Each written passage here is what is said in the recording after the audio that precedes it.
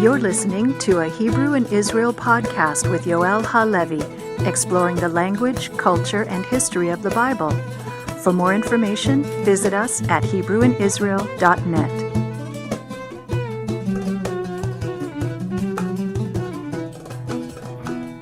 Shalom everyone, and welcome back to another episode of the Hebrew in Israel Haftarah series. I'm your host, Yoel Halevi of HebrewInIsrael.net.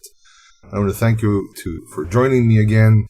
And this week we are in the Haftarah Chaye Sarah, to be read from 1 Kings chapter 1, verse 1 to verse 33. This is a special Haftarah for me myself, because I've spoken about the Haftarah that I did for my bar mitzvah, but I actually coached my own younger brother for his Haftarah, which came from this specific reading as well. So it's also, again, exciting because I remember reading it with him and teaching him the cantillations, and eventually he actually read this, which was lots and lots of fun. And it's a very interesting, a very special reading because it deals with politics. Most of us don't always fully understand what exactly is going on here.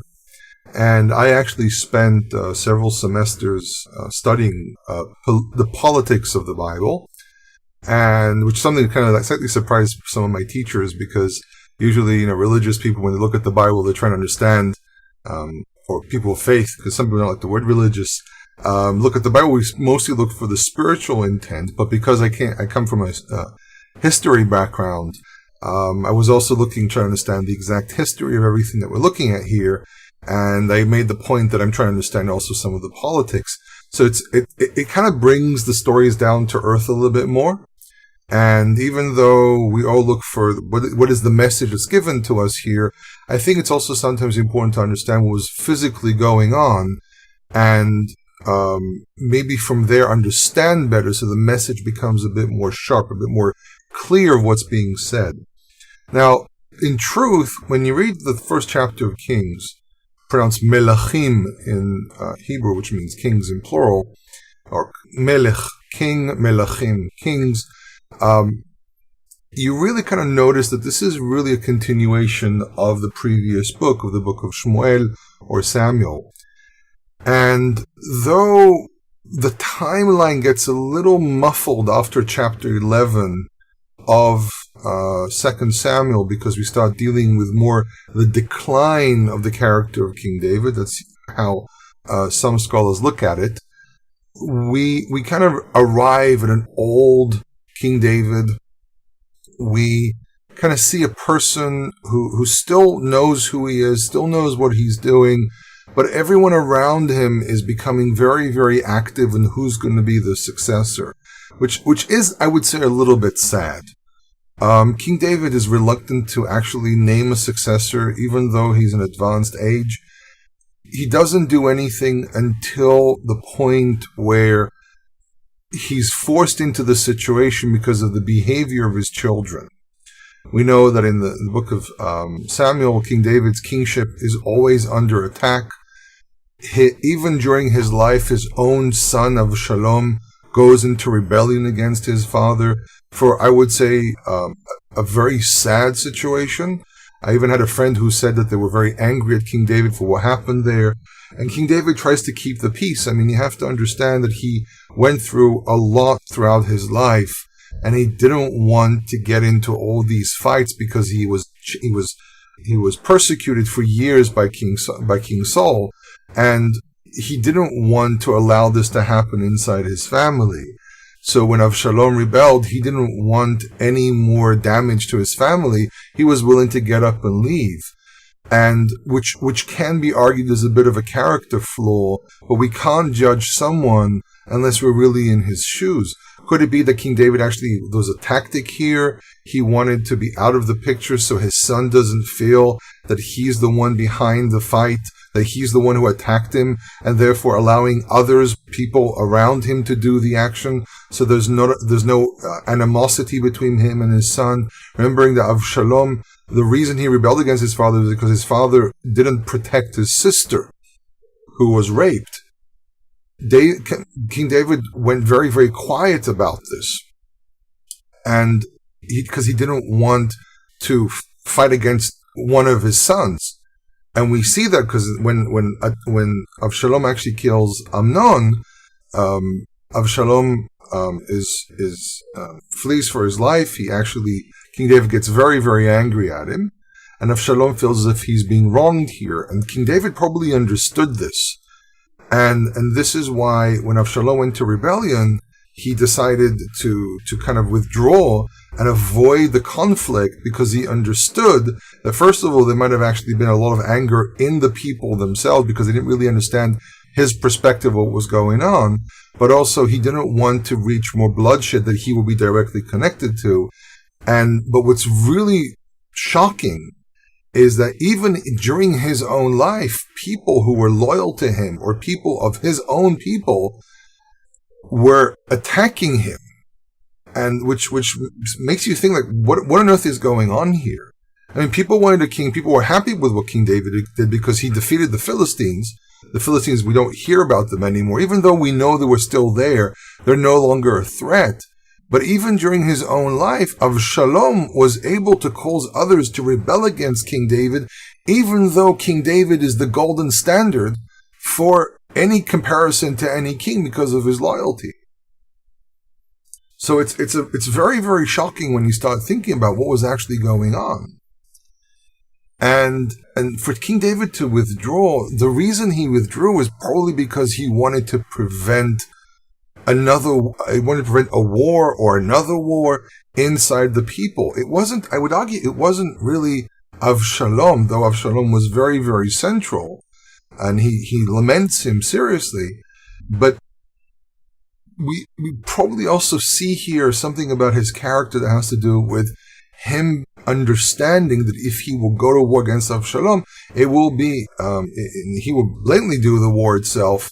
It will cause even more animosity, because he probably realized that there was anger towards him for different reasons. Avshalom was focusing on a lot of injustice. This is what he kept on saying to people. If there was a real king there, was a real leadership, we wouldn't have this situation. And that's, again, a political argument mostly. I mean, every time you listen to politics, those over there in the government, they're doing everything wrong, and, our side is always right, and then it flips, and then the same argument happens. It's politics. This is really what it is. And when you read the story and you read his behavior, it gets really, really confusing. And we don't really get a lot of insight into why he made this decision over that decision. Why didn't he just immediately imprison Avshalom the moment he realized that Avshalom is actually planning a coup against him? It's a real question. And what's very interesting here is in our story right now as well with Adoniyah, or Adonijah as they call him in English. King David is more assertive, but it still takes someone in his family to push him into that place. So Yoav, for example, who's David's cousin, is the one that turns around to David and says, we're going to do this war, we're going to, and when they win the war, he's the one that turns around to David and says, you need to show the people that you have not been defeated. And what I sense out of all of this is that King David is still that young boy who was a shepherd. He still inside is still that sensitive person, the person who wrote Psalms, the person who would pray to God when he would go out into the fields with the flock. And he entered this situation as a young man, and was exposed to a world of politics, a world of struggles that he was very, very uncomfortable with. And it's the story, I would say, of forced maturity into an environment that didn't really necessarily 100% exist when he entered. Shaul was really the first politician. There were charismatic leaders and so on, but King David's tragedy here is also the fact that he realized what politics looks like. And politics is extremely dirty. But to survive, you have to do something. So David tries to keep his hands clean. He's trying not to be the politician. And I think that's really part of the sense of why he does what he does. So to be angry at King David, as understandable as it may be, to be angry at him is probably incorrect. Because if you're put into a position where you have two sides pressuring you, you as the leader, or you as a person of whatever it might be, there's a reason you're in between these different people. When you're forced into this situation, if you are a really more of a humble servant of God, and all you're trying to do is to protect God's people, to have God's temple standing, to have the priesthood working, and then having to make these insane decisions of preferring one person over the other, especially inside your family, a very natural thing that will happen to a simple person is to withdraw. And that's really what happens with King David, with the story of Amnon and Tamar, of Amnon and Shalom. The whole story there, he's regressing because he's already made mistakes in the past. Some of them cost blood. I'm quite convinced that King David deeply repented for what happened with Bathsheba. And he had to deal with this, and his blood was on his family. And this is what Natan actually told him. So that's another reason for him to withdraw, because he knew he needs to receive the punishment. But if we also think about I would say, if I may, the natural world as well, this is a person that wasn't raised into an important family. At least it's not very clear that he was. And he was the underdog of his family. And everyone, his older brother mocks him and so on.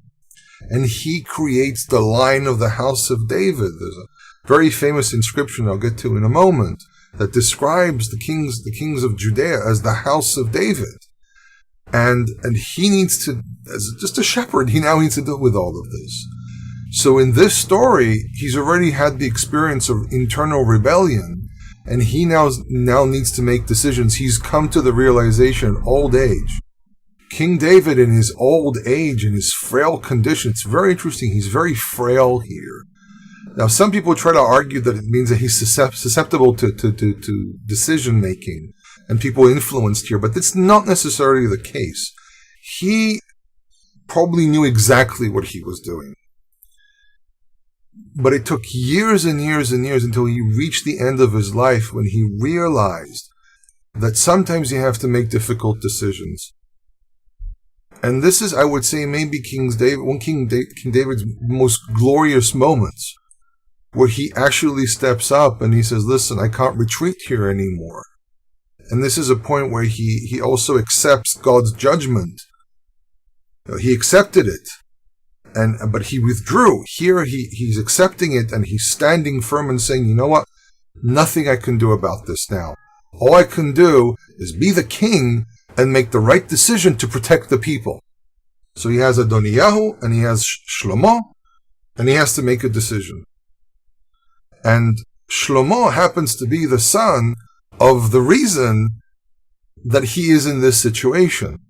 So he's really owning up to what he did.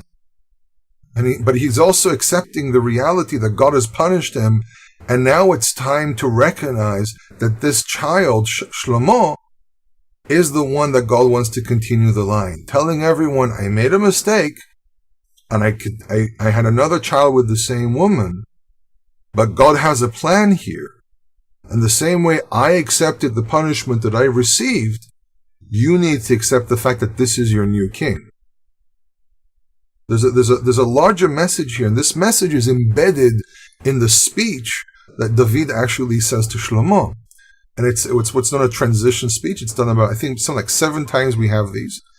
This is how it connects, by the way, to Chaye Sarah, because Chaye Sarah we have Avraham's speech of the principle that he wants the line to continue following the God of Israel, and therefore he wants a member of his own family to marry his son. He gives the speech really to his servant, and the servant is really the one who fulfills this, because Yitzchak is a very quiet character, we would say. He's almost like a secondary character. He's not as assertive as his father. He actually imitates a lot of things from his father's life. But we still have this principle of the passage of information, of the leadership, and the core principles of each one of the fathers of these lines, of these different lines, the message they want to pass on to their children. Be loyal to God, fulfill what he says.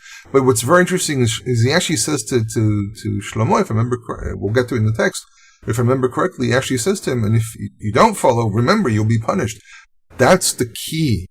That this is why he became assertive, because he realized you have to just accept this and stand firm there and just ride the wave, but still function as a king. You will make mistakes. This is the thing David realized at his old age as well. You will make mistakes. You have to ask yourself a question. Like for example, it says describes the exposition, describes him as being old and frail and everything, and they bring over this. They bring over an attendant, or it's called a sochenet. The word sochen really comes from. It's a very common word in Semitic languages. It referred to a person who takes care, an attendant, a chambermaid, and stuff like that. And he doesn't lay with her. Why doesn't he lay with her? I mean, he's old and frail. Great. It doesn't mean that he doesn't have the ability to do so. I think this is more symbolic of the fact that he's recognized that this type of behavior was one of the things that damaged him. The problem is his own son does the exact same thing after him. And and I think towards the end of his life, he was trying to warn everyone around him, don't do stuff like this. Don't get involved with women you shouldn't get involved with, because it's only going to cause trouble. Something that's very big right now in the political world. And I know what I agree. For example, the American Vice President Pence, he has an ideal of never being alone with a woman who's not his wife. And you know what? He's right. He's right about that. It doesn't take a lot of intelligence to understand the danger of the temptation of such a situation. And I mentioned earlier an inscription about that, the inscription of the House of David. You can actually see the original inscription in the Israel Museum in Jerusalem. I've taken people to see it. There actually should be a very short lecture that a friend of mine recorded about me talking about this inscription. The inscription was discovered in 1993. It's an Aramaic inscription. It was discovered actually in 3 pieces, 2 large pieces, and then the third piece was discovered a couple of days later, if I remember correctly.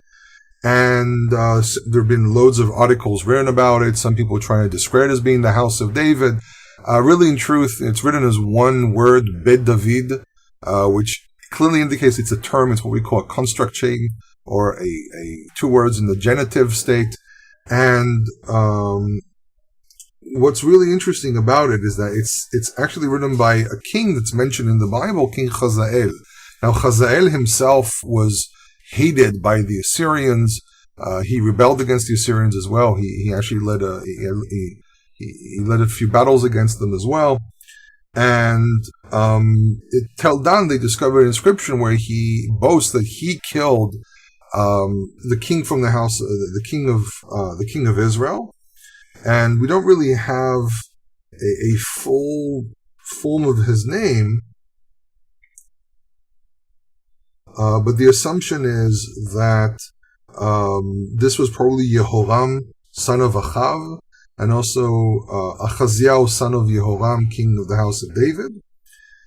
And the inscription is written in Aramaic, a very specific dialect of Aramaic. There are actually many dialects of Aramaic. I'm currently learning some of these dialects just for interest. And what's very, very interesting here is that he actually boasts that he killed these 2 kings, even though the Tanakh says to us that it was Yehu, son of Yoshaphat, son of Nimshi. Some people argue that he's a liar, and that won't be surprising, because these are usually idealistic inscriptions. They usually describe things more to glorify the person who's writing them. I actually I've done a lot of studies on this type of material. It's always an ideology. It's never really exact history. This is why, for example, plenty of researchers have pointed out the fact that, if you're going to accept what they have to say, then you need to also accept what the Bible says, because both are ideological, which means the truth is somewhere in between. There is an argument, by the way, that Yehu actually made an agreement with Hazael and Chazael was supposed to be his backup, and he went out and killed the two kings, and Chazael took the credit in this inscription. What's very interesting, the inscription was actually discovered in an Israelite city, which makes it really interesting that he would place such an inscription in an Israelite city, which was one of the capital cities of Israel, because it was one of the main centers, and he would boast such a thing. And it's possible he just enforced this. It's possible that people knew that Yehu was the agent of Chazael. But what's most important here is that we actually have an inscription. I don't agree with people who say this is not the house of David. It would not make sense if you read through. First of all, there's no Bedud or Dawood or any, different, well, it might have been pronounced as Dawid or something like that. But the main point is that, we don't really know that there's something else out there that had the exact same spelling. Some people try to say it's Bet Dod or Dawad or something like that, which might be a name of some deity or something. And it doesn't fit the context of the inscription. It's a conquest inscription. There's really no way of taking it anywhere else except for saying this is the house of David. And it fits the period as well. So therefore, it's very, very clear this is an inscription. And what's very, very important about it is because there are researchers, and I prefer not to go into exact names because it is a little bit about academic politics, but there are researchers who want to argue King David was a fictitious character, or you also have researchers, like for example Israel Finkelstein, who wants to say that he was mostly a chieftain. Whether the argument that he was just a chieftain, I don't think really contradicts how the Bible describes him, because he was basically leading mostly his tribe and parts of the tribe of Benjamin, and the rest of the tribes were in a type of coalition with him, which means he wasn't, even back then, he was the king of all the tribes, but he was a king inside a very specific agreement that was created, that we can actually see parts of that agreement when King David returns, where they say, we have 10 parts in King David, you only have 2, or we have 11, you only have 1. There's an interesting issue there, but it also goes into the subject of how to understand the way the tribes related to one another, and the principle of having one leader who creates a line. It's a lot more complex than most of us really realize. But in any case, what's most important here is we actually have an extra-biblical document that states that there was a house of David, which means this was a line. Now, house of David is very similar to the inscriptions, for example. The Meshah Stela that mentions Beit Omri, the house of Omri, it's a line. It's more than one king. It's several kings. What's very interesting, by the way, that the northern kingdom was referred to by other cultures as well as the land of Omri and so on, because really the house of Omri was one of the most powerful houses. And there's a point where even archaeologists admit that the way the house of Omri functioned was so structured that there are places where we can identify, when I say structured, I mean very well organized. There are actually places we can identify Israelite or Northern Kingdom influences in what we call Transjordan of today, which indicates that they built there, which means that the Mishah Stela actually does describe a rebellion against the Northern Kingdom, because the Northern Kingdom had real footing in the area. We actually have indications there that there were Israelites sitting there. They were under the sovereignty of the Northern Kingdom, which does indicate that the Bible is describing a real historical reality of tribes sitting on the other side of the Jordan as well, on the eastern side, and the kingship of the house of Omri really controlling all those areas, a very powerful kingdom. There's several inscriptions that were collected, I think, by Morton Kogan. His name is Mordechai Kogan in Hebrew, and he actually collected a whole bunch of inscriptions that relate to these periods and demonstrates, we can see this, we can see that, we can that. And I was immersed in those inscriptions about a year ago because I was writing a paper about the times of King Achaz, and what do we know about the political environment that he was in and why he did what he did. By the way, that I only have it in Hebrew. It's on my Adoniyah profile. But for those who can read Hebrew, I mean, you're more than welcome to go read it. Just to remind everyone, as you can hear, this requires research. And as you can see, I am trained in this field and I have qualifications, which means I also, when I put things out, it requires research and information. So this is also an opportunity to remind everyone, If you are interested in advancing and helping me get the information, study it, and then put it out there, you can go to HebrewInIsrael.net, click the donate button. Any amount helps. Okay, so now we have to go into the text because I really don't want this recording to be too long, and this is a relatively long reading. So the first thing is we have exposition in the first 4 verses. It says, "V'hamelech David zaken ba bayamim, v'yechasuhu bivgadim v'lo yechamlo." King David is old, advanced in the days. They covered him with clothing he didn't feel warm. Now that means that for example, unfortunately, I lost a friend a couple of months ago. Old man, was 92 years old, and he had to be covered with a lot of blankets because his body was unable to produce heat. It's very, very cold all the time.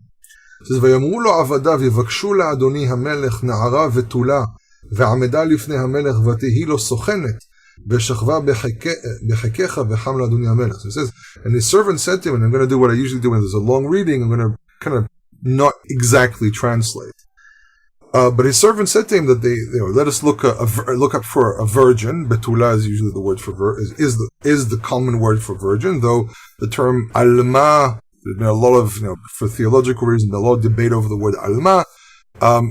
Even the word betula in some Aramaic inscriptions, betulta, actually appears as a word that describes someone who's young, who's not married.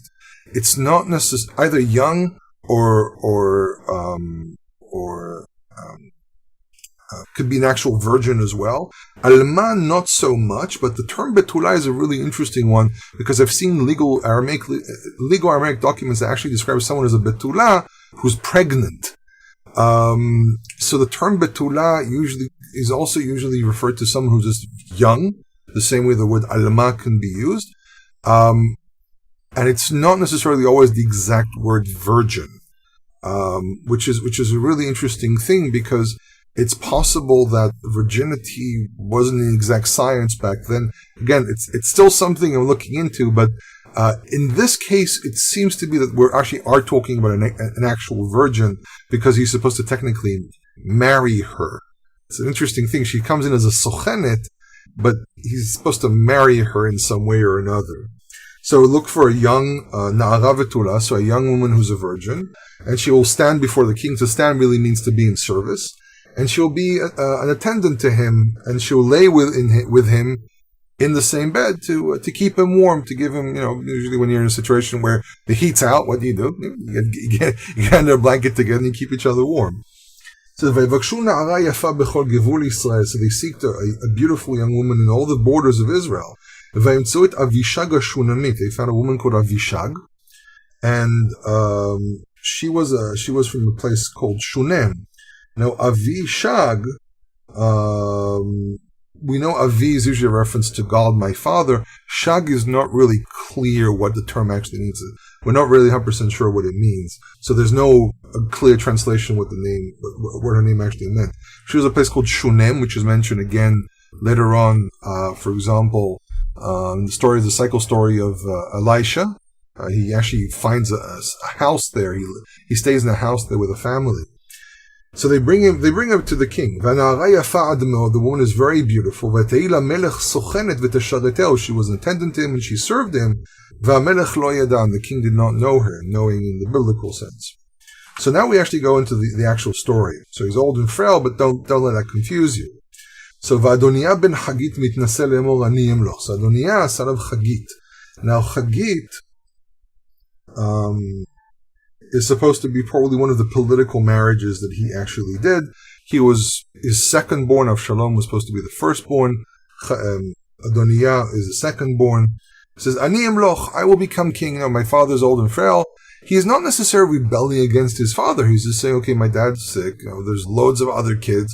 I have to jump in and take the reins and become king. He says, Ani emloch, I will become king. Vayas lo rechev ufarashim. He made for himself chariots and charioteers and horsemen. V'chamishim ish ratzim lefanav, and 50 men running before him. The whole running before him, this is something they used to have in the ancient world, where you'll have your You have the people who escort you when you go around. I mean, you don't travel by yourself. Usually, even celebrities today, they usually have a group of people that surround them, especially really big famous people. The same thing. It's all has to do with protecting him from potential enemies. But they used to have this thing where you would have a group of people walking in the front, and they're like an announcement that you're about to show up. So he has 50 men doing this. And the thing here is that the text is wondering why he's doing this. So it says in verse 6, so this is the narrator would say, inserting information saying, Velo atzavo aviv meyamav lemor madua kacha asita.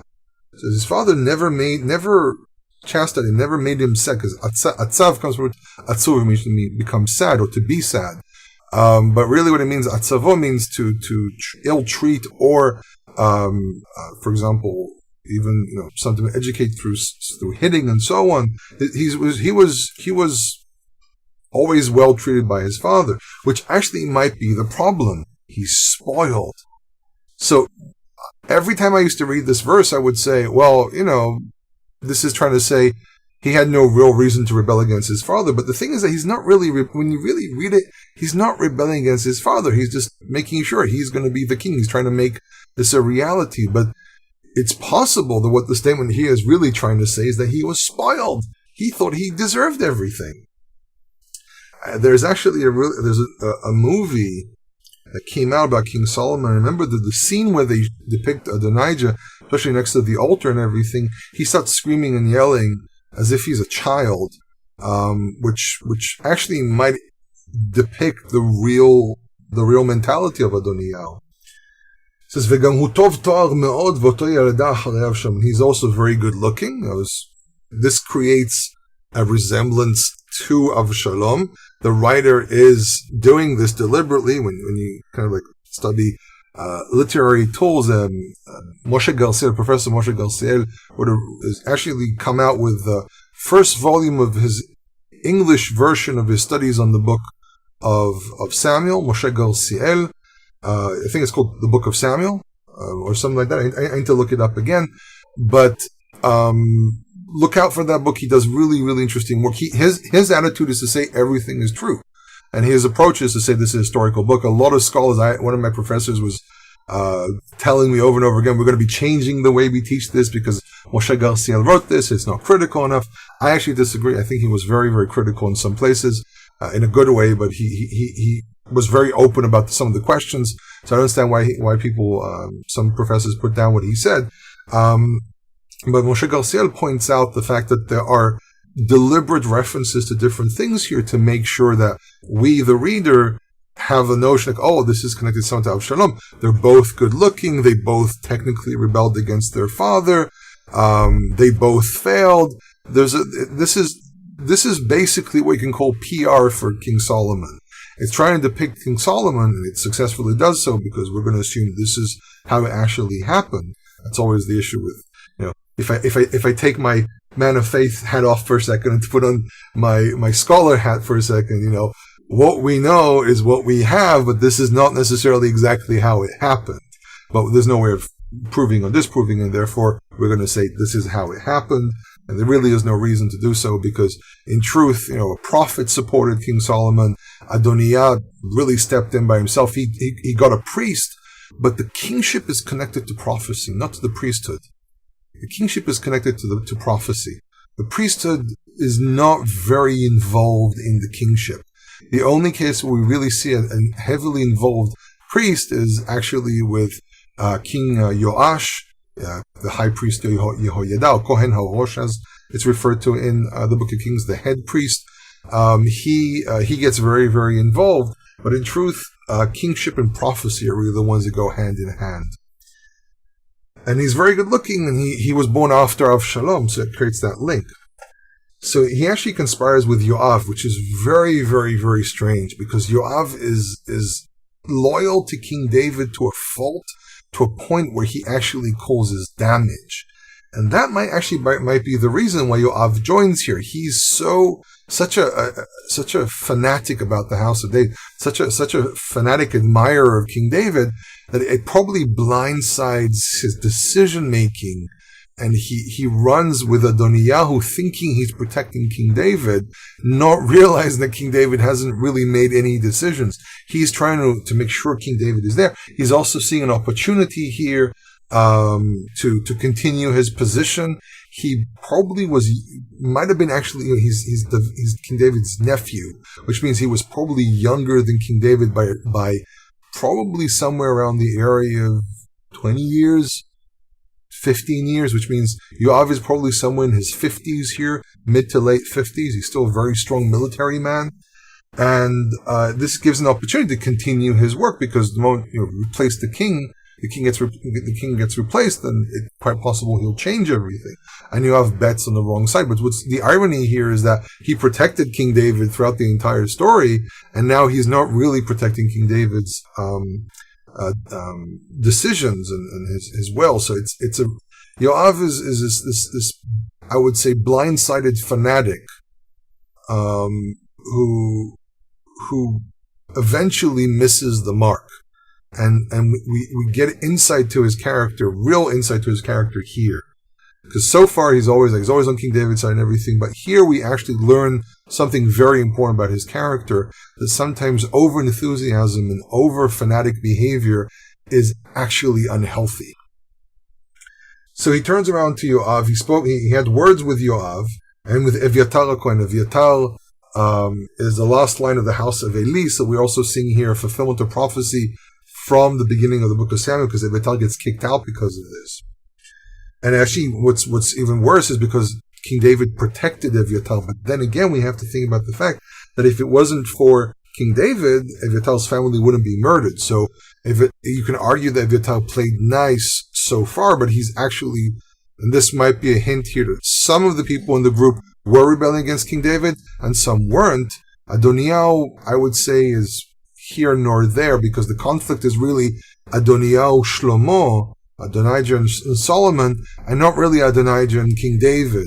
It's contrasting those two characters. Solomon is the exact opposite, or in some aspects the opposite of Shalom, the opposite of Adoniyah. He's more King Solomon, he's more King David-like, he's more fitting. This chapter is usually in some of the circles I was in when I was doing my bachelor's, we were discussing this more in the aspect of this is PR for King Solomon, as I said earlier.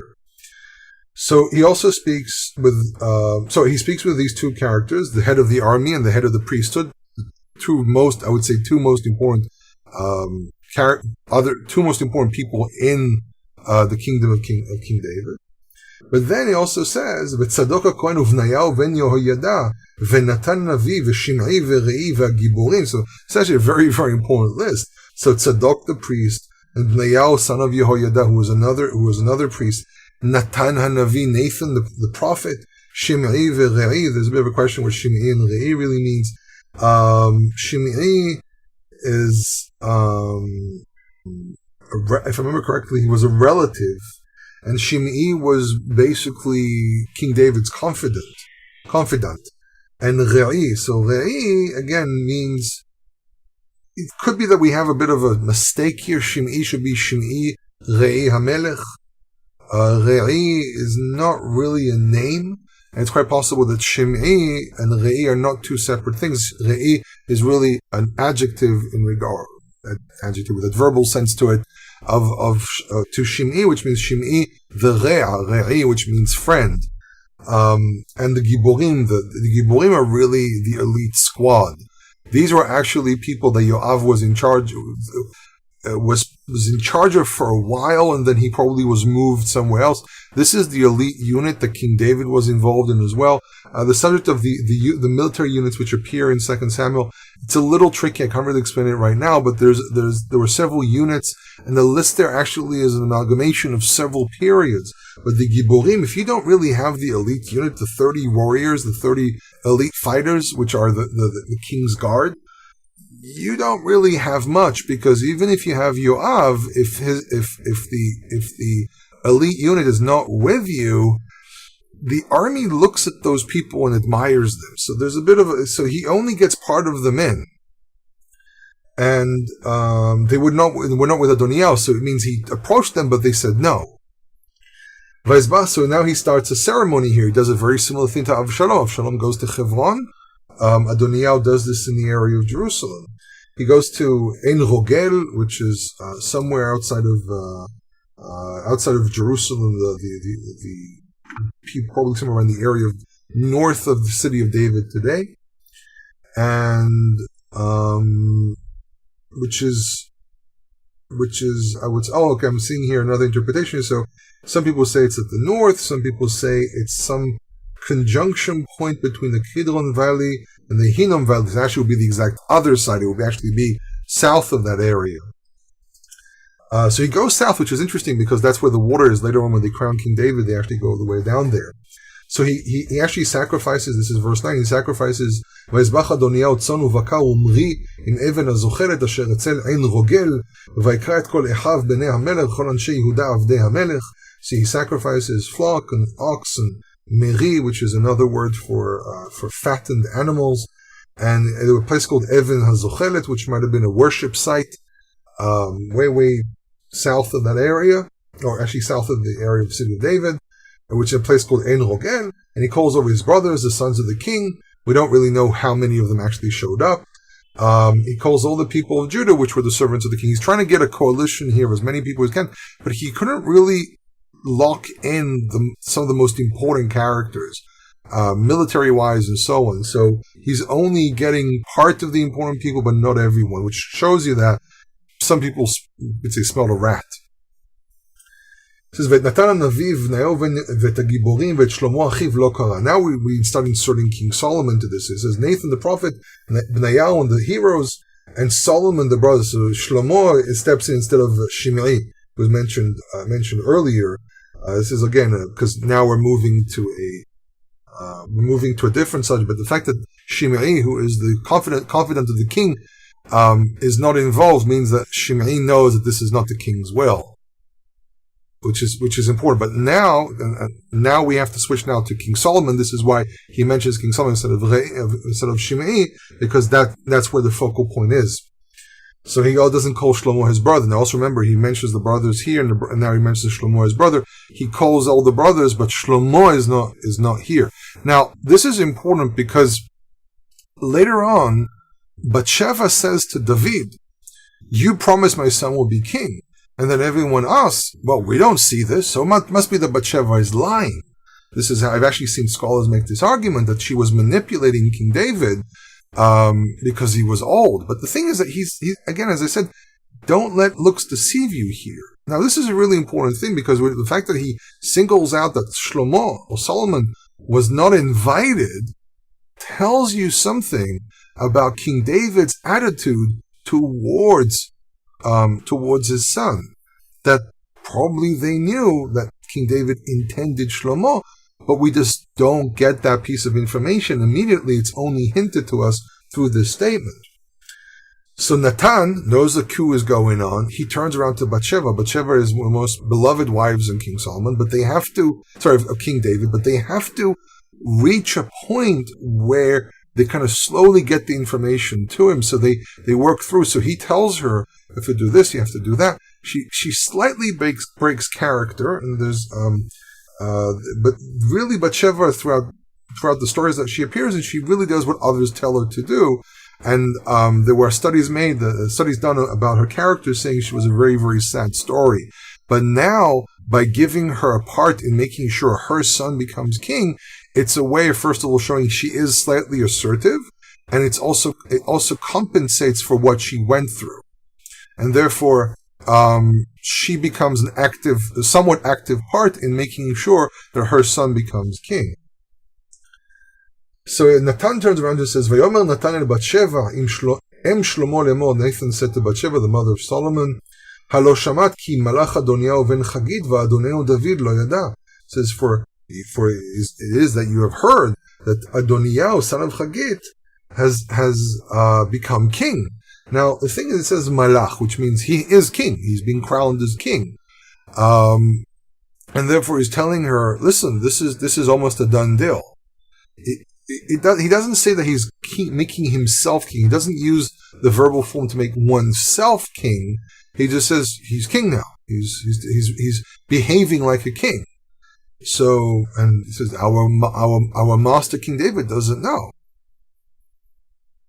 So he says now we have to do something about this because this is not according to the will of King David. We both know that. This is a danger to us as well because we don't know what he's going to do. If he's using force now or he's usurping his father, God knows what's going to happen to us. It says, so now go and I'll give you advice. And save your life and the life of your son Solomon. Umalti from the root malat, which is to flee, but really means to save. It says,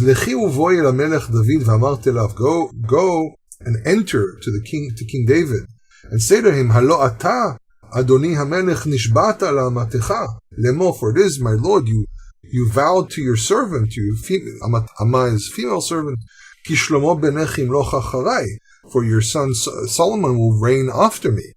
V'hu yeshev al kisin, he will sit on my throne. Umadua malach Adoniyah, and why is Adonijah being king? So it's a very interesting thing. It says, she points to promise, but she also says he will sit on my throne. Adoniyah hasn't sat on the throne yet. He hasn't really gone through a proper coronation. He's only behaving as if he's king, and he's done all these ceremonies, and he's got probably Aviatar was the high priest at the time. He's got the head of the army and everything, but there's a very important point here that he's not actually sitting on the throne, because the ceremony requires him to sit on the throne, because the throne is a place of judgment. And one of the main functions of a king is to do judgment.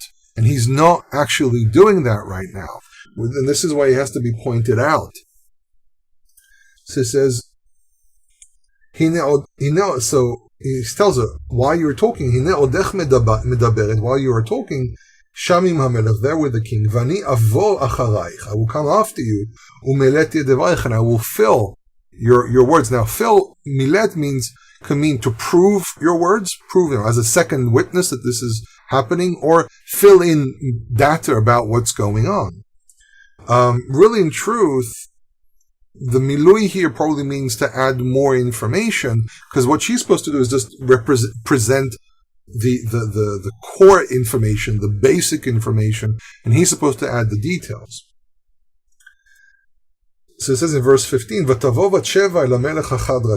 Batsheva came to the king to his room. Hamelech zaken me'od, v'Avishaga shunamit mesharat et hamelech. And the king is very, very old, and Avishaga is being an attendant to the king.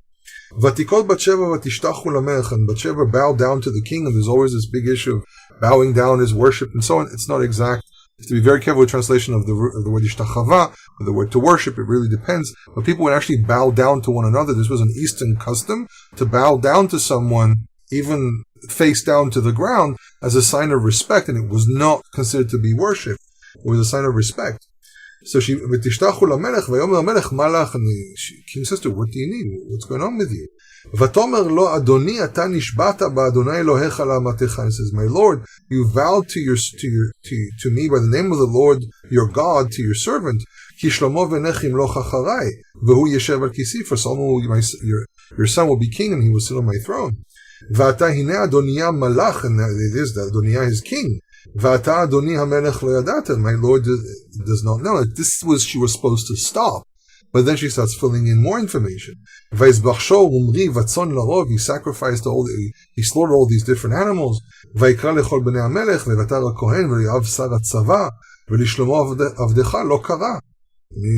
he did all these animals and he invited all these different people, but Solomon he didn't invite.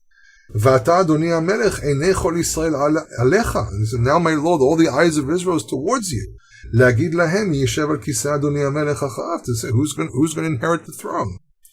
It'll be that when my king will die, lay with his father, sleep with his fathers. And I and my son Solomon will be sinners. Chataim, even though the word chataim usually means sins, here it's used as an adjective to people, which means we will be sinners. So she broke character. She started adding more information, which means she's a lot more assertive. This is a little different than her character it depends. Some people read her character as a person who was submissive. Some people will say she was manipulative. It's a whole discussion by itself. But she's very assertive. She's probably breaking character because she actually is genuinely worried. She's talking more. Her exposition is very long because she's probably just very, very worried. So it says in verse 22, V'hine odena medaberet im hamelech, and it is that she's still speaking with the king. V'natana naviba, Nathan the prophet came. V'agidu lamelech le'mo, and they both said to the king, V'agidu lamelech le'mo, correct that. And they said, and it was announced to the king, was said to the king, Hine natan hanavi, v'yavo lifnei hamelech, v'yishtachu lamelech ala pav arza. And he came before the king, and he also bowed down to the king, to his face to the ground. Vayomer natan Adoni hamelech, ata amarta Adoniyahu yimloch acharai, v'hu yeshev al kis'i. So it's very interesting that this is actually a question, but you don't always recognize it if you don't know how some of these things work. So it says, Adoni hamelech, okay, my lord the king. Now, this is what we call an unmarked question. So it's one of the things I always like dropping on my students when they teach this. Where I say when we study interrogative pronouns, I point out, by the way, there's a very annoying thing in biblical Hebrew called an unmarked question. Basically, it means a question that does not appear with anything that indicates it's a question, not in no form of interrogative.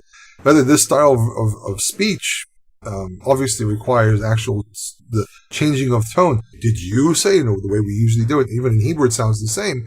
And the other interesting thing is that even Talmudic Hebrew still maintains such a style. We don't really have a marking of a question, and then commentators have to say, "Oh, this is probably a question," and others say, "No, it is not." Here it's very clear it's a question. He says, "Did you say?" And did you say? I have to add the words to make it make sense. If you just read it as is, "Ata amarta Adoniyahu yimloch acharai, hu yeshev al kis'i." Did you say that Adonijah would be king after me and he will sit on my throne? It says, Ki yarad, for he has gone down. He's gone down today, probably from the palace all the way down to that area. So that's actually might prove that this is an area way down below the city of David. He's gone down today. Vayizbach shor umri vatzon larov. He sacrificed all these different animals. Vayikra lechol bnei hamelech. He's reiterating the same information, but he adds a few other pieces. He called it the sons of the king because Bathsheba, what she did, she mostly focused on the whole idea of just saying, he's doing this. He's basically repeating exactly what she said, showing that she actually took initiative and she already described everything. He repeats what she said, and he says he called the ministers of the army and Evyatar the priest, and they're eating and drinking before him, and they said, Yechi HaMelech Adoniyahu, long live King Adoniyahu. Or it's not really long live, we don't really use it that way. Yechi means to the life, which probably indicates long life as well. And he says, Veli ani avdecha, to me, I, your servant. This is an emphatic statement. To me, I am your servant. V'tzadok HaKohen, and to Tzadok the priest, v'Nayahu ben Yehoyada, u'Shlomo avdecha lo kara. He didn't call all these central people. And it's obvious he didn't invite Solomon, which means he knows that you are planning to make Solomon king. But he says, Im me'et Adoniyah melech niya davar hazeh. He says, if it is that is it so? Or we can say, if it is from the king, this deed has been done. And maybe it is that you did not tell your servant who is going to sit on your throne after him. I mean, I'm the prophet, I'm the representative of God. Why don't I know about this? But this question is really not that simple, because we also need to understand that part of what's going on here is that he's dealing with a situation where he's actually really asking a question. He says, why don't I know about this? Because as far as I know, you planned something completely and utterly different. So why is this going on?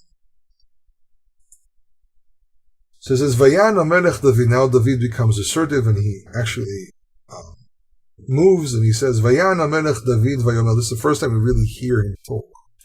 King David responded and said, Kir'u li levatsheva, called Bathsheba. Now, what do you mean called Bathsheba? Well, chances are she had to walk out of the room when Natan showed up, because Natan is more in the part of the politics of what's going on here, and therefore Natan, when Natan and David have to speak, Bathsheba actually has to leave. And it says, "V'tavo lifnei hamelech v'tamod lifnei maseh." She came before the king and she stood before the king. Vayishava hamelech vayomar, and the king vowed and said, Chaye Adoniyah, as the Lord lives, and he actually invoked the actual name of God. This isn't just something. This is a very, very severe, very serious oath. And I have to correct something I said in the beginning. It's all the way to verse 33. It's all the way to verse 31. I made a small mistake there. Because I thought I remembered there was a bit of a difference, but everyone reads exactly the same. All the different communities read exactly the same.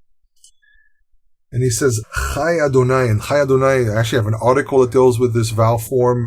There are articles and books that deal with vowel formulas in the Bible. This is a very serious one. So this is him taking this very, very seriously.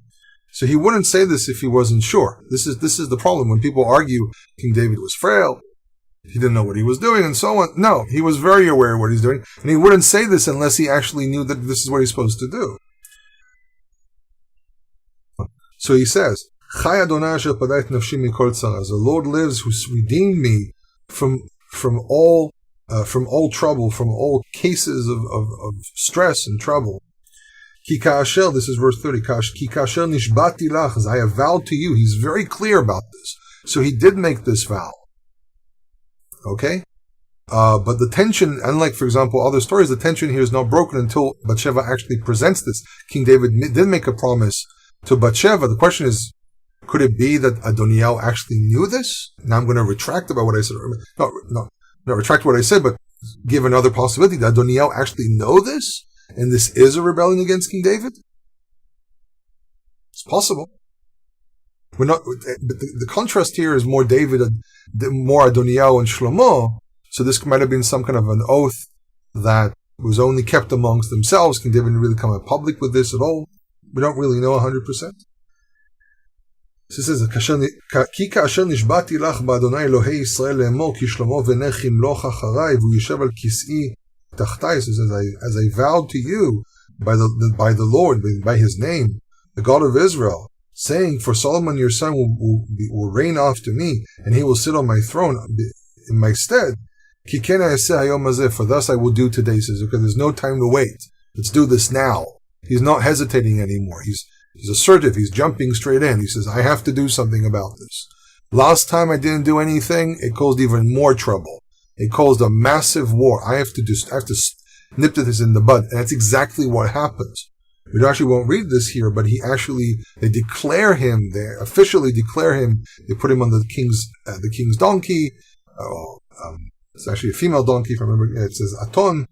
Pirda, which is actually, a Pirda is more of an ass, I would say. Female ass.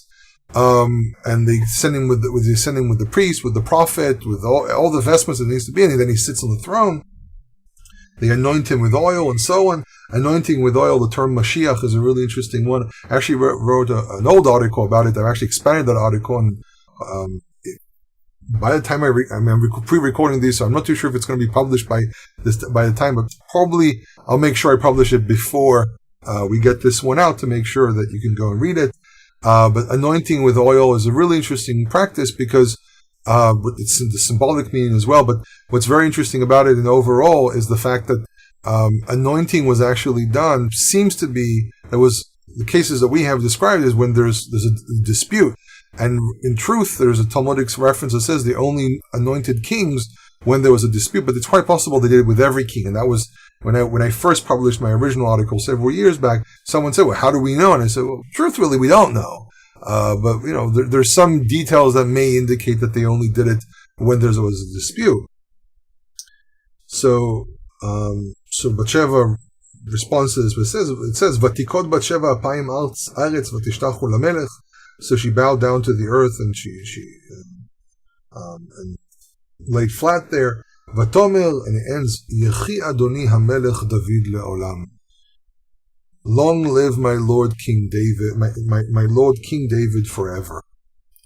Now this is a really, really important statement because over 3,000 years later, we still say, David Melech Yisrael Chai v'Kayam. King David, King of Israel, or David, King of Israel, is alive and existing. And we're not saying that King David is actually alive. What she says to him here, and what we say when we say this, is that we say the house of David is still there. There are still descendants of the house of David. This is not just a story of inheriting a throne. It's a story of continuing a line. The same way the line of Abraham was never broken, has continued to this very day. The line of David continues to this very day. I hope you enjoyed this discussion. And please remember, share this with your friends. Comment. If I got something wrong, let me know. I'm not against correcting things. The idea of sharing knowledge is to make sure we get things right. And don't forget to share with your friends. Don't forget to go to HebrewInIsrael.net, Facebook page. There's even a Twitter page, a Twitter account, which I don't really use that much, but it's there if you don't really do Facebook. And MeWe as well. I actually have an account on MeWe as well. In any case, thank you for joining me again, and I hope you will join me in the next episode. Kol Tov.